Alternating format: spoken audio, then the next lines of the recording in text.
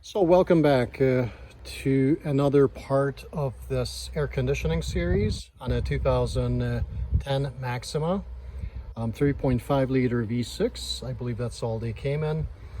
But anyhow, we have done, this is the second part to the air conditioning system repair. We have already done one part. This is the next one. So this is the second part. We're going to be replacing a dryer. So the way to do that is to take these tabs out, these four and also these four, and there's other things underneath it. The way you can get them loose is the center parts. You just kind of pry with the flat screwdriver. Once you do that and pops up, you can take the whole thing out. Just be careful, don't break them. Well, there's always ones that you can buy and replace them. It's not that big of a deal, but it's better if you don't need to do that. So I'm going to do this first and then we'll continue.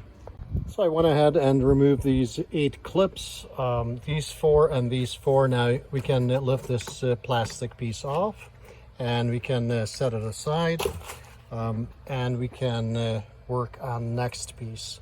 We have to take these out. Let's see, here's one, there's another one, and that might be it. I'll see if there's any other ones. Let's remove that, and then we should be able to see the dryer. I think I already see it underneath, but let's take a look. So I'm going to loosen this right here. Here's one of them. Here's the next one. All right, so let's set that apart.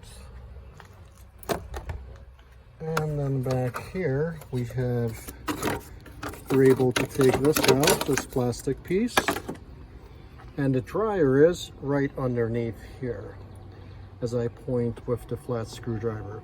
So we need to take this loose right here, this bolt, and then also this connection on top, and we should be able to slide it out. So let's see how we can get that done. So in order to make your life a little bit easier, you may want to take the grill out as well. It's not as simple as you may think, but it doesn't have to be too difficult. So here's the grill that's already out. As you can see, the way it's in there is with these little tabs right here. There's 6 tabs on the top, and I believe there's 6 on the bottom. So what you do is you can actually look behind here when you have this plastic cover removed, and you can put a screwdriver in behind it, or actually you can go from the front and you can push these tabs down. From the back you can also see how they work. Sometimes you can get on some of these from the back and try to push down on these tabs. So once these tabs all are pushed down, they will release. From the bottom, if you don't want to use a screwdriver because you're afraid that you're going to scratch the bumper, there are plastic removal tools that can use. Harbor Freight has them, I think, for $10. But if you're really careful, you probably won't screw up the bumper. Just take your time, be patient. One thing that I have done on mine to make life a little bit easier is I grabbed a piece of, you can rope or a wire, and you can kind of feed it through the grill, the front of the grill, and then you can feed it through again from the back, right like this. The reason I would do this is you can have a little bit of tension on this while you're doing the tabs, while you're pushing the tabs. If you have the tension on them and you're pulling and trying to pry these down, you probably will have better luck of getting them loose. So once you have the bumper or this chrome piece loose from the grill, you can see a little bit better what we need to do. We need to get this bolt loosened. We have to pry this. We have to push this button and pry this up to get that connection off. We'll have to most likely reuse this part of the dryer. And then on the bottom, there's some connections. So you can look through the bumper right here, and you can see that there's two lines. The way this works is there's a bolt that's toward the middle right here that you have to loosen. And then just the same way as we had in part one, there's a coupler there that's holding those two lines in place. And once you remove that middle bolt, you can move that coupler out of the way, and you can take the lines loose. So let's see if we can get this done, and we'll go from here. Okay, so for this connection to come off, you just have to pry it. You have to push in this tab and then pry just a little bit with a flat screwdriver, then it comes off. And this top part, 15/16 inch wrench works on it, and you can loosen that. So you can take this top part off because you'll need it for the new dryer. So you just take that out. There's a washer, you want to keep that. And this is an 8mm bolt. You can loosen that up. For the bottom, you want to go underneath the car and get some of these little tabs out of the way. Right here. I don't know if you can see those. Let's see, there's one. So there's a number of them down here. Again, pry at the center of them. And once you have gotten the center loose, you can pull them out. And you will have access to the bottom of the dryer from there. Okay, one word of caution here. When you're taking the bolt off here on the bottom of the dryer, make sure the dryer lines don't twist on you. So you may want to have something here to pry this in position, to keep it in position, because if this twists on you, or you have this stop part loosened, you may twist the lines and you may actually break them. So be careful of that. If it starts twisting on you, kind of move them back and have something here to hold it in place. Then go ahead and loosen that bottom bolt, which is this one right here. It looks like this. It's a 10mm bolt. It has a clamp like this that holds lines in place. Take that off, and then you're ready to take this bolt off, which is an 8mm.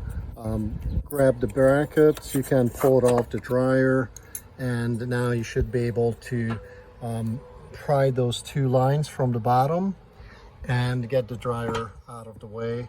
Put the new one in, put the bracket and the bolt on the bottom, and put the clamp or sleeve on it, put the 10mm bolt, and put everything back in the order that you have taken it apart. At this point, you can put a vacuum to the system, and you can recharge the system if it was only your dryer that was the issue. Before prying the dryer off of the line, make sure that you're careful while you're pulling them off, and also make sure that you know the orientation, which way this went in. So for example, this dryer right here, it was in this orientation. So this screw that held the coupler and the lines in place was toward the passenger side, or maybe a little bit toward the front. So make sure that you put it back in the same way, just in case. And make sure that the new part will match the old part, as always. So it looks like in this instance that's the case. It seems to be the same as the old one. We have the part that we took off of the old one we can reuse it on the new one right there. What I'm going to do is I just put an O-ring on just for to see if it's the same size or it will fit closely. I will take the old O-ring or gasket off and leave this O-ring on.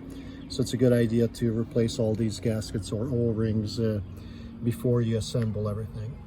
So this will be going back in place. I may not put it in today, just for the reason being is that I will not be putting a vacuum on it and filling up the system. So I don't want to open this up right now. I will do it right when I will be putting the compressor on, so I can do it all at once. But as I said, basically put the old piece on, put it back in the same place, make sure the orientation is the way it's supposed to be. I'll take it off back here for you guys, and this will be sitting like this. You need to put that piece on that I mentioned to you with the new O-ring, clip it back in, put the bracket on with the 8mm, make the connections on the bottom, put on the coupler and the screw in its place, and then you just need to put the these clips on the bottom back. You need to put the grill back, and there's the plastic piece on the top with all the tabs. Put those back and you should be all set.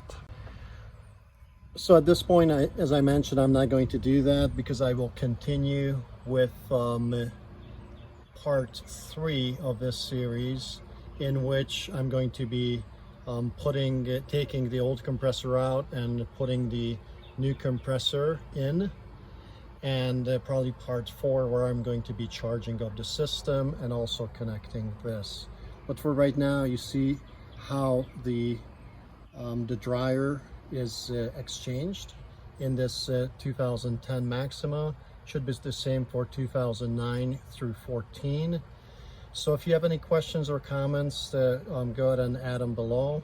If you like what you see here, go ahead and give me a thumbs up or subscribe or both. I appreciate you guys watching, and I will see you on the next one.